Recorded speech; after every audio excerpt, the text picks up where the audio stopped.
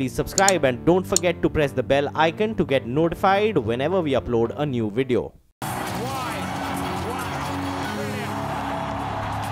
स्वागत है आप सभी का सीएनबीसी आवाज पर। आप देख रहे हैं स्टॉक 2020 का मुकाबला हो रहा है नीरज और मेरे बीच। और देखिए पिच रिपोर्ट किस तरह से निकल कर आ रही है। कल यूएस फेड की बैठक का आउटकम निकल कर आया और आउटकम के बाद देखिए डाउ जोन्स में करीब पौने 200 पॉइंट की भारी गिरावट देखने को मिली। S&P 500 नैस्डैक भी लाल निशान में जाकर बंद हुए। जापान का बाजार आज और कल रहने वाला है बंद। गोल्डन वीक का सेलिब्रेशन वहां पर चल रहा है। हांगकांग का बाजार जो खुला है वो रिएक्शन देता हुआ 450 पॉइंट का बड़े फॉल यहां पर देखने को मिल रहा है। SGX निफ्टी भी संकेत दे रहा है कि 10,700 के पास जाकर आज खुलने की तैयारी होगी। 44 अंक की गिरावट के साथ SGX निफ्टी आज खुलने की तैयारी करता हुआ। तो इतनी टेंशन की बात है क्या?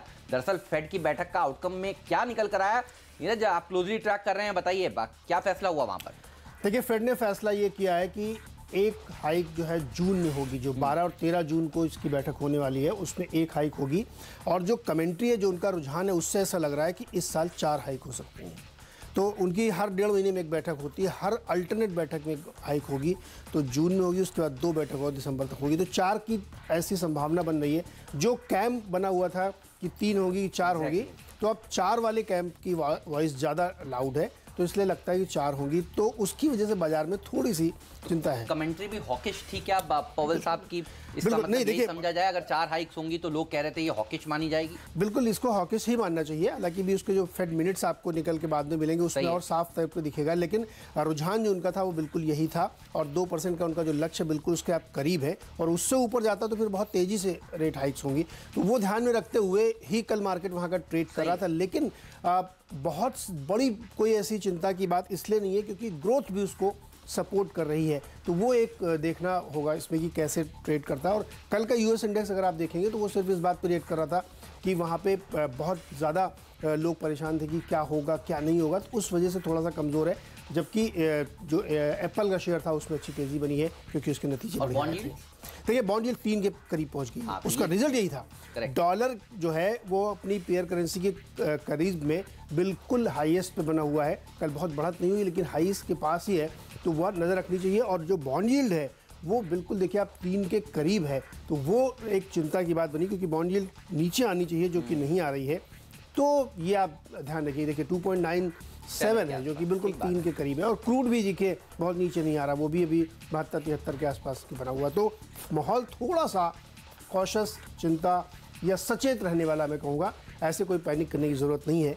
और आज गेंदबाजों को भी आपने टीम में जगह दी है ना? बिल्कुल दिया, लेकिन केस टू केस बेसिस पे। देखिए ब्लैंकेट सेल नहीं, जैसी खबर वैसी। इंडिगो कल नतीजे इन्होंने दिए और बहुत ख़राब नतीजे माने जा रहे हैं क्योंकि 76% इनका मुनाफा गिरा है। 117 करोड़ इन्होंने रखा है जबकि 440 करोड़ का था। कंपनी ने अपनी जो कमेंट्री दी उसमें बोला कि जो बहुत सारे इनके न्यू विमान ग्राउंडेड यानी नहीं उड़ान भर पा रहे थे, उसकी वजह से इनको काफ़ी नुकसान उठाना पड़ा। और आपको याद होगा वो लंबा पीरियड था एक। दूसरी बात उन्होंने कही कि क्रूड में जो तेज़ी आई है उसकी वजह से ATF के दाम बढ़े हैं, वो एक इम्पैक्ट इसके ऊपर डाल रहा था क्योंकि ATF के दाम हमेशा महीने में एक बार रिवाइज़ होते हैं। अभी 2-3 दिन पहले जब रिवाइज़ हुए तो 6.5% की बढ़त कर दी गई। तो ये इम्पैक्ट आया है इंटर ग्लोब एविएशन यानी इंडिगो पे। और इसीलिए यहाँ पे कल हमको लगता है कुछ लोगों ने प्रीएम्प्ट कर लिया था कि ऐसे नतीजे आ सकते हैं, तो 3-4% तो वो कल ही गिर गया था। अब 3-4% हो सकता है आज भी गिर जाए। तो 1300 के लक्ष्य के साथ बेच के चलिए 1360 का स्टॉप लॉस। उनको कल गिरने की वजह ये भी थी कि घोष साहब ने इस्तीफा दिया, उससे पहले ये शेयर 5-6% गिर गया और इसकी सेबी जांच करेगा। ये खबरें सुबह सुबह बाजार खुलने के बाद जब आई तो थोड़ी सी चिंता वहाँ पर। देखो कमाल की बात है, मैं जब कल के लिए परसों रात में टीम बना रहा था तो जितने अच्छे नतीजे आए थे मैंने सबके चार्ट खोल के देखे। सब पहले से सब चले हुए थे। मतलब आप सेबी को थोड़ा ध्यान देना चाहिए। बहुत मतलब ये नतीजे पता नहीं कैसे लोगों को अंदाजा लग जाता है सारे स्टॉक्स। इसीलिए हम कल कह रहे थे कि LND जहाँ खुले वहाँ पर आपको खरीदना नहीं चाहिए, प्रॉफिट बुक कर लेना चाहिए अगर पहले से ही है तो। फिर बिल्कुल वैसा ही होता हुआ नजर आया। आप बिल्कुल सही कह रहे हैं। PC ज्वेलर्स के ऊपर लेकिन रखिए नजर। काफ़ी दिनों से हम कह रहे थे कि ये स्टॉक 2 डिजिट में जाएगा, तो आज इसका दिन है 2 डिजिट में जाने का। और देखिए जिस तरह से कन्फ्यूजन यहाँ पर बना हुआ है, 600 रुपये का भाव था जनवरी में और आज इसका भाव देखिए 100 रुपये के आसपास पहुँच गया है। तो 1/6 हो गया है ये स्टॉक का। जनवरी से अब तक समय ही कितना हुआ है, सबसे खराब प्रदर्शन दिखाने वाला शेयर ये है और वक्रांगी है। लगता यही है अभी भी बाजार संतुष्ट नहीं है जिस तरह से खबरें निकल कर आ रही है। जो बायबैक की योजना इन्होंने ऐलान करीब 1 दिन चला बायबैक के प्लान के ऊपर, उसके बाद फिर से गिरना शुरू हो गया ये स्टॉक। और अब जो खबरें आ रही हैं वो चिंता में डालने वाली हैं। ये धीरे धीरे करके प्रमोटर्स जो हैं वो गिफ्ट कर रहे थे शेयर्स, और वो शेयर शायद बाजार में बिक रहे थे। ये बाजार को एक नई चिंता अब सताने लगी है, और हाल ही में इन्होंने डिस्क्लोजर भी दिया था कि ये गिफ्ट कर रहे थे शेयर। एक साथ इन्होंने गिफ्ट नहीं करे, ऐसी क्वांटिटी में गिफ्ट करे ताकि 1% से कम का शेयर ही गिफ्ट हो सके, और वो शायद बाजार में बिकता चला गया। ये डर है बाजार को, और इसीलिए यहाँ पर गिरावट देखने को मिल सकती है। कोई बड़ी जांच एजेंसी भी फिर आगे आकर शायद इनकी जांच कर सकती है, और एक बड़ा डेवलपमेंट भी उस फ्रंट पर देखने को मिल सकता है। बाजार ये सब डर रहा है, और इसीलिए यहाँ पर बिकवाली हो रही है। बड़े फंड जिन्होंने शेयर खरीद रखे थे, क्योंकि फिर अगर इतना बड़ा शेयर अंडर परफॉर्म करेगा तो फिर वो भी उसको बेचने के लिए आगे आते हैं, और इसीलिए देखिए हम कह रहे थे कि शायद फिडेलिटी जैसे फंड जिनके पास शेयर है वो बेचते हुए नजर आएंगे। तो वो खबरें भी अब सामने आने लगी हैं कि वो भी यहाँ से बेचकर निकल जाना चाहते हैं। 52 हफ्ते के नए निचले स्तर ये छूता जा रहा है, और यहाँ पर लगता है कि अब ये दिसंबर 27 को जो 2012 में इशू आया था 135 रुपये का, उसके भी नीचे अब ये शेयर पहुँच चुका है। तो बड़ा अंडर परफॉर्मर है, और अंडर परफॉर्म कर सकता है। आगे और नीचे के लेवल्स यहाँ पर देखने को मिल सकते हैं। इस शेयर से आपको दूर रहना चाहिए। एफएनओ के बैन में होने के बावजूद कल भी गिरा था, और कल सुबह सुबह मार्केट काउंटडाउन जब खुला था तो हमने यही कहा था एफएनओ के बैन में तो है लेकिन गिरेगा, और देखिए कल भी यहाँ पर गिरावट देखने को मिली। तो अब एक खबर और आ गई है कि मार्जिन्स यहाँ पर ज़्यादा देनी पड़ेंगी एफएनओ में कोई भी ट्रेड खड़ा करने के लिए। तो ये सेबी का जो नया नियम आया है उसके चलते भी आज इस तरह के वीक स्टॉक्स में दबाव देखने को मिल सकता है। तो पीसी ज्वेलर पर रखिए नज़र, जस्ट डायल के ऊपर रखिए नज़र, यहाँ पर भी दबाव देखने को मिलेगा। ये दो ओपनर हैं आज के। 380 के टारगेट के साथ जस्ट डायल को अप्रोच करें, और इस स्टॉक पर हम लगातार बेयरिश ही थे, और कल भी आपने देखा अकस्मात किस तरह से गिरावट देखने को मिली। तो अब एक्सीडेंट्स एफएनओ में वीक कंपनियों में देखने को मिलेंगे, वहां पर आपको फायदा उठाना चाहिए। एग्रेसिव ट्रेडर्स यहां पर शॉर्ट पोजीशंस बना सकते हैं। तो स्टॉक गिफ्टिंग भी चल रही थी। ज्वेलरी गिफ्टिंग तो चलती है, स्टॉक गिफ्टिंग वो भी ज्वेलरी कंपनी, तो बेटर है कि आप सोना खरीद लें। चलिए एक और शेयर बेचने वाला। टाइटन कितना बढ़िया शेयर है। हाँ नहीं, अगर आपको कोई शेयर गिफ्ट करेगा वो ज्वेलरी कंपनी की, तो मैं शेयर बेच के जो सोना खरीद लूंगा। बिल्कुल सही है। देखिए जिसको गिफ्ट किए गए उन्होंने वही किया होगा। नहीं खैर, अगला स्टॉक भी बेचने वाला ही है, बायोकॉन। इस पर नजर रखिए, क्योंकि इसमें यूएस एफडीए ने जो इनकी बेंगलोर यूनिट की जांच की उसमें इनको 3-4 ऑब्जर्वेशन दिए गए, 3-4 आपत्तियां दी गई जिसका इनको जवाब देना है। और इससे पहले यूरोपियन यूनियन के जो ड्रग रेगुलेटर है उसने जांच की थी, और उसने भी अपनी रिपोर्ट दी जांच की, जिसका आप कंपनी मान रही कि उसमें जो कुछ खामियां थी उसका वो नियत समय पे, तय समय पे उसका जवाब देंगे। तो इन दोनों खबरों की वजह से बायोकॉन आज दबाव में रहेगा। 650 के लक्ष्य के साथ बेचिए, 668 का स्टॉप लॉस। कावेरी सीड पर भी रखिए नजर, ये भी कमजोर क्वालिटी का स्टॉक है, और यहाँ पर भी दबाव देखने को मिलता है। जब बाजार कमजोर होता है तो इस तरह के शेयर ज़्यादा तेजी से गिरते हैं। जस्ट डायल, कावेरी सीड और पीसी ज्वेलर तो उसमें नाम में सबसे आगे है ही। साथ ही रिलायंस कम्युनिकेशन, रिलायंस नेवल के ऊपर भी रखिएगा नजर। ये दोनों स्टॉक्स भी कमजोर हो सकते हैं। और देखिए कल जब बाजार खुला 9:20 के आसपास अचानक से इन शेयरों में तेजी देखने को मिली। रिलायंस कम्युनिकेशन में खास तौर पर हमने तब देखा तब 16% की रैली अचानक हो गई।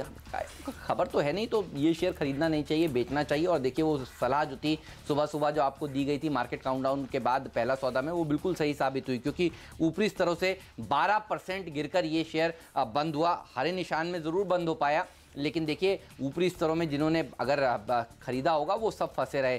तो इसीलिए लगता है कि इस तरह के वीक काउंटर्स में उछाल में आपको बिकवाली करनी चाहिए, और यही स्टांस हमने स्टॉक 2020 में हमेशा रखा है। तो कमजोर क्वालिटी के स्टॉक्स में और दबाव देखने को मिल सकता है। सेम कल रिलायंस नेवल में भी हुआ। आप देखिए अचानक से बिना किसी खबर के 14-15% की रैली कल के सत्र में सुबह सुबह 5-10 मिनटों में देखने को मिली, और उसके बाद दिन के अंत में जब बाजार में कमजोरी आई तो ये शेयर दरअसल 2% नीचे जाकर बंद हुआ अपने हाई से, यानी 12% का करेक्शन देखने को मिला।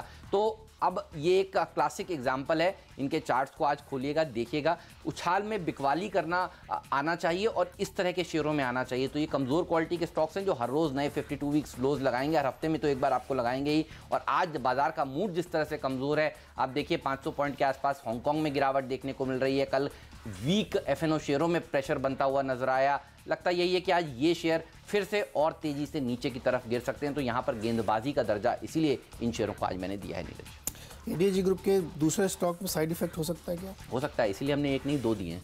तीसरा आप देना चाहते हैं क्या? नहीं, अब थोड़ा सा मैं पॉजिटिव हूँ। सिकल लॉजिस्टिक्स में नज़र रखिए, यहाँ पे इनको 135 करोड़ रुपए का एक ऑर्डर मिला है नॉर्दर्न कोल्ड फील्ड से सप्लाई करने का, लॉजिस्टिक सप्लाई प्रोवाइड करने का। तो वहाँ पे नज़र रखिए, खरीदारी की राय बन सकती है। 225 का लक्ष्य होना चाहिए, 208 रुपये का stop loss. Cadila health care अगला स्टॉक होगा, इस पर नज़र रखिए। कैडिला की एक दवा है, एक टैबलेट है जिसको यूएस एफडीए से अप्रूवल मिल गया फाइनल, यानी जब फाइनल अप्रूवल मिलता है तो कमर्शियल लॉन्च के लिए आप उसके लिए तैयार होते हैं, यानी बाजार में बेचने के लिए तैयार होते हैं। ये एक अच्छी खबर इनके लिए है। तो यहाँ पे सिलेक्टर्स लगता है कैडिला में नज़र रखनी चाहिए, 415 रुपये का लक्ष्य होगा। और एक और कंपनी मुकंद है, स्टील की कंपनी है बेसिकली, इसमें इन्होंने अपनी एक सब्सिडरी का रिस्ट्रक्चर किया है। वहाँ पर इन्होंने जो शेयर अलॉट किए हैं वो 2 करोड़ शेयर अलॉट किए हैं 569 रुपये के भाव पे, इनकी सब्सिडरी के थ्रू किया है। तो ये एक रिस्ट्रक्चरिंग बाजार को पसंद आनी चाहिए। 76 रुपये का लक्ष्य होगा, 70 के आसपास का स्टॉप लॉस। और अब वक्त है डिपेंडेबल शेयर का।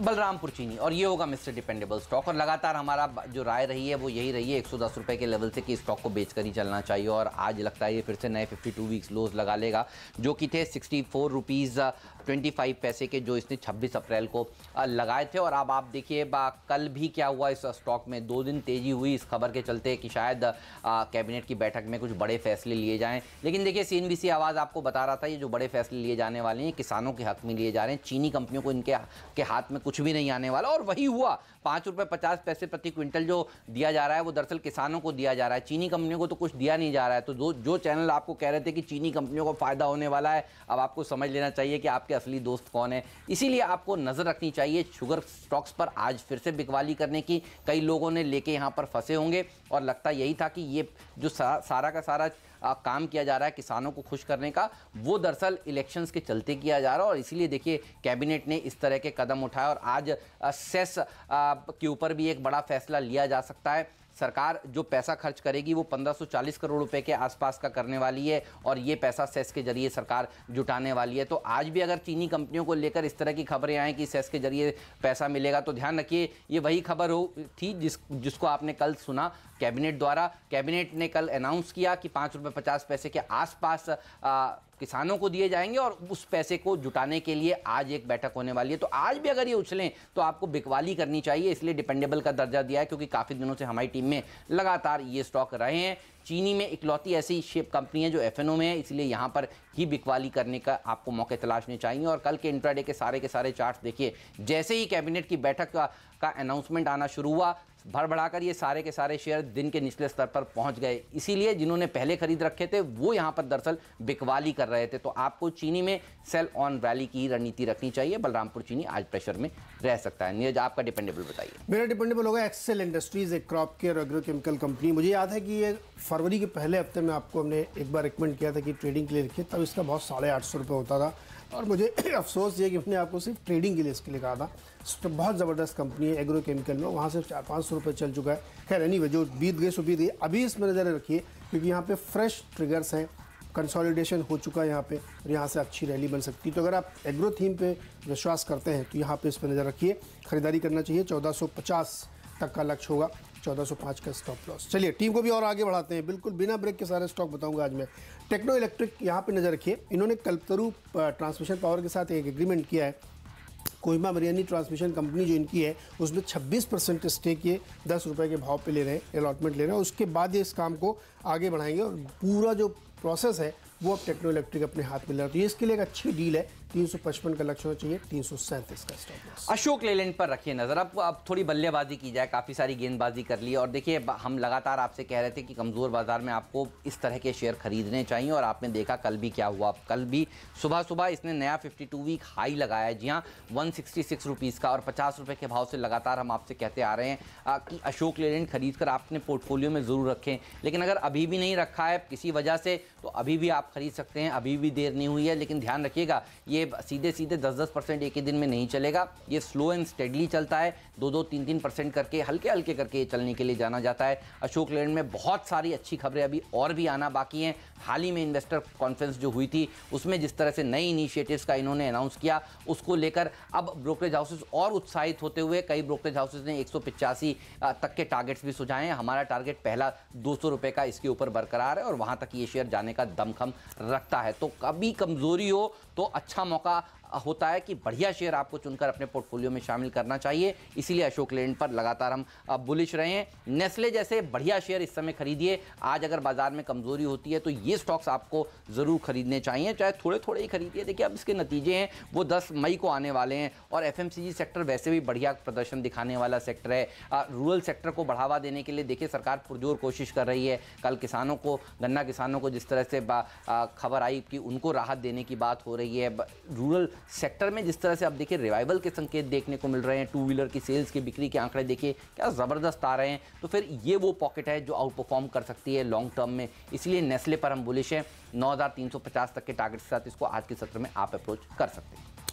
इन्फीबीम अगला स्टॉक होगा, खरीदारी गिराया है। और देखिए ऑनलाइन में किस तरीके से घमासान मचा हुआ है। हेमंत, अभी तक आपने सुना होगा कि फ्लिपकार्ट को खरीदने के लिए वॉलमार्ट कोशिश कर रहा है, अब इसमें अमेजॉन भी कूद पड़ा, 60% स्टेक वो खरीदना चाहता है। तो ऑनलाइन स्पेस में जो एक पूरी वॉर चली है उसका फ़ायदा इन्फीबीम को होगा, क्योंकि ऑनलाइन के लिए जो टेक्नोलॉजी प्लेटफॉर्म है वो ये कंपनी तैयार करती है और 1500 रुपये इसका भाव हुआ करता था, वहाँ से स्प्लिट होके हुआ, तो प्राइस में अभी भी इसमें दम बचा हुआ है। और जो वॉर अब छिड़ी है अमेजॉन और वॉलमार्ट के बीच में, उसका फ़ायदा इन्फीबीम को होगा। यहाँ खरीदारी करनी चाहिए, 175 का लक्ष्य होगा। और अब वक्त है फ्री हिट का।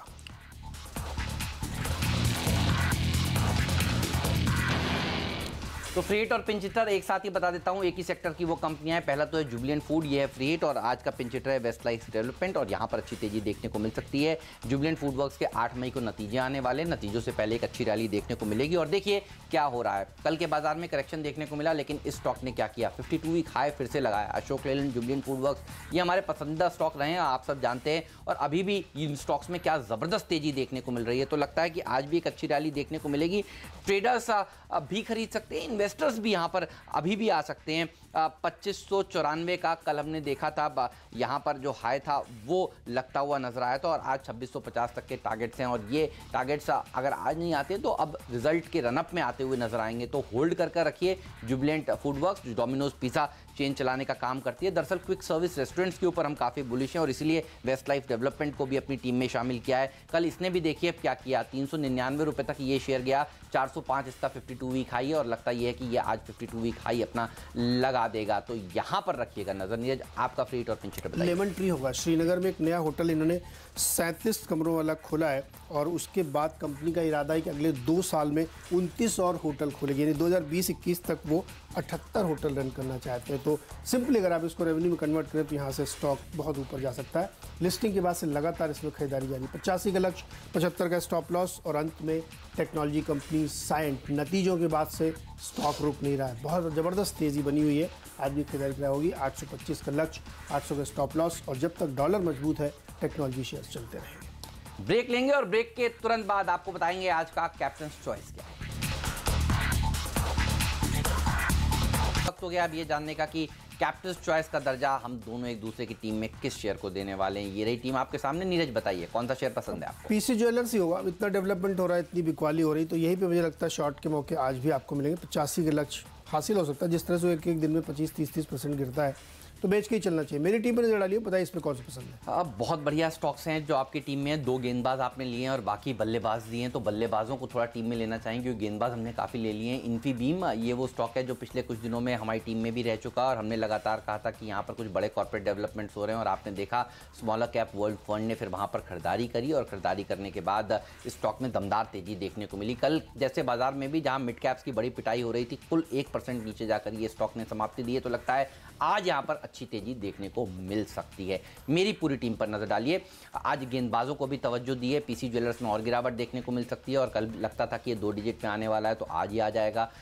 जस्ट डायल जैसे स्टॉक्स और कमजोर हो सकते हैं। Kaveri seeds, Reliance communication, Reliance naval जैसे वीक कंपनियों के ऊपर आपको अब बिकवाली करनी चाहिए। एशियाई बाजारों में जिस तरह से कमजोरी देखने को मिल रही है और भारतीय बाजारों में वीक मिड कैप्स में प्रेशर बना है, तो ये वो पॉकेट है जो अंडर परफॉर्म कर सकती है। साथ ही नजर रखनी चाहिए बलरामपुर चीनी पर भी। देखिए चीनी कंपनियों को कोई राहत कैबिनेट ने नहीं दी है, दरअसल गन्ना किसानों को राहत मिली है।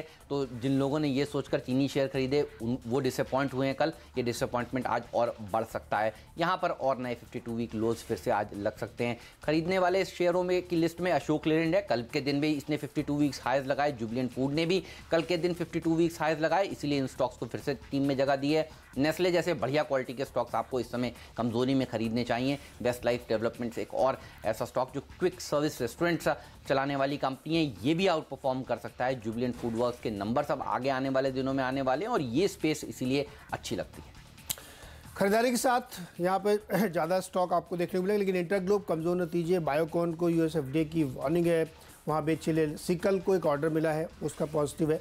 कैडिला की एक टैबलेट को यूएसएफडीए से कमर्शियल लॉन्च की मंजूरी मिली है। मुकंद ने एक रीऑर्गेनाइजेशन किया, अपने स्ट्रक्चर बदले हैं। Excel Industries crop care company है, नतीजों के आधार पर इस पर नज़र रखिए, यहाँ अच्छी तेज़ी बन सकती है। टेक्नो इलेक्ट्रिक ने कल्पतरू पावर ट्रांसमिशन की एक कंपनी को एक्वायर किया, उसमें स्टेक लिया। और इन्फीबीम, जो मैं आपको बता रहा हूँ कि वॉलमार्ट और अमेजॉन ने जो फ्लिपकार्ट खरीदने के लिए बोली लगाई, उसका बड़ा फायदा इसको मिले क्योंकि ये टेक्नोलॉजी प्रोवाइडर है।